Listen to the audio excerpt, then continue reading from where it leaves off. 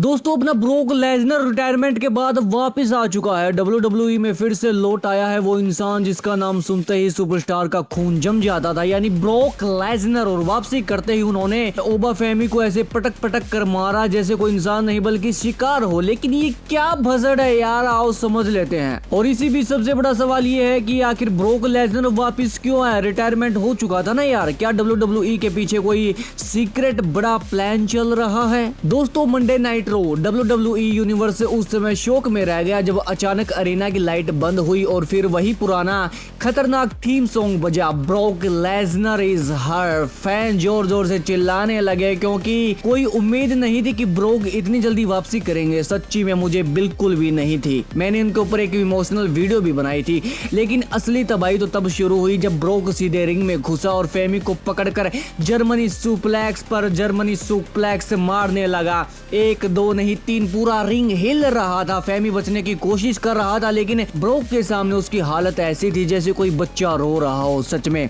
जैसे शेर के सामने कोई शिकार फंस गया हो। फिर ब्रोक ने उठाया और F5 लगाना शुरू कर दिया, उन्हें पटक पटक कर मारा। पूरा अरीना शोक में था कि आखिर ब्रोक लेसनर वापस कैसे आ गया। रिटायरमेंट का प्लान था उनका, जा चुका था बंदा। क्राउड पूरी तरीके से पागल हो चुका था। अब सबसे बड़ा सवाल ये है कि पॉल हेमन और ब्रोक लेसनर के अंदर ऐसी कौन सी खिचड़ी पक रही है? ब्रोक वापस क्यों आया? कई रिपोर्ट कह रही है कि WWE अब फिर से एक मॉन्स्टर स्टोरी लाइन बनाना चाहता है, क्योंकि नए सुपरस्टार को बड़ा बनाने के लिए उन्हें एक असली बीस्ट चाहिए और शायद इसी वजह से ब्रोक की वापसी करवाई गई है। कुछ फैंस तो ये भी मान रहे हैं कि ब्रोक लेसनर अब WWE के नए डोमिनेंट चैंपियन को टारगेट करेंगे। और दोस्तों ब्रोक लेसनर और ओबाफेमी के बीच रीमैच होने वाला है जो कि कंफर्म है। इसके बाद देखते हैं ब्रोक लेसनर का क्या डिसीजन होता है। लेकिन फिलहाल ब्रोक लेसनर वापस आ चुके हैं, रिटायरमेंट के लिए वो जा चुके थे।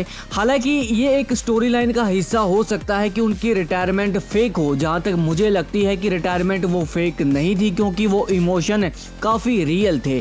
जहां तक पॉल हेमन की बात है, उन्होंने ब्रोक को समझाया होगा कि कल का आया बच्चा तुम्हें हरा देगा, और क्या ये सही है? और इसी बात की खुजली मची ब्रोक और वो वापस आए हैं। कुछ भी कहो यार, ब्रोक लेसनर रिटायरमेंट हो चुके थे। इंटरनेट पे जो इमोशन बह रहा था वो ब्रोक लेसनर के लिए रियल रिस्पेक्ट थी, लेकिन अब वो वापस आए हैं। और अब फ्यूचर में अगर ब्रोक लेसनर कभी रिटायरमेंट होते भी हैं तब भी उनका मजाक बनने वाला है, क्योंकि फैंस का दिल दुखाना सही नहीं होता। मैं सच बताऊं तो ब्रोक लेसनर के रिटायरमेंट होने के बाद मुझे खुद ऐसा लगा कि मेरा बचपन अचानक से छिन गया है, लेकिन वो अभी वापस आ चुके हैं। खुशी है इस बात की, लेकिन इतना बड़ा मेलोड्रामा किस लिए? फैंस की आत्मा दुखाने के लिए, उन्हें रुलाने के लिए? किस लिए? जाना है तो अब जा सकते हो, रहना है तो रहो। वैसे भी WWE एक एंटरटेनमेंट शो है, लेकिन इसमें इस तरह की स्टोरी लाइन बिल्कुल भी बर्दाश्त नहीं की जा सकती, क्योंकि फैंस के दिलों के साथ खेलना बिल्कुल भी सही नहीं है। पैसा कमाओ अच्छी बात है, अच्छे मैच करो अच्छी बात है, लेकिन फैंस का दिल दुखाना ये कतई नाकाबिले बर्दाश्त है। तो फिलहाल ब्रोक लेसनर वापस आ चुके हैं और काफी सारे फैंस के बीच अब वो ट्रोल भी होने वाले हैं। अब देखते हैं WWE में कौन सा नया प्लान बनने वाला है। ट्रिपल एच क्या करने वाले हैं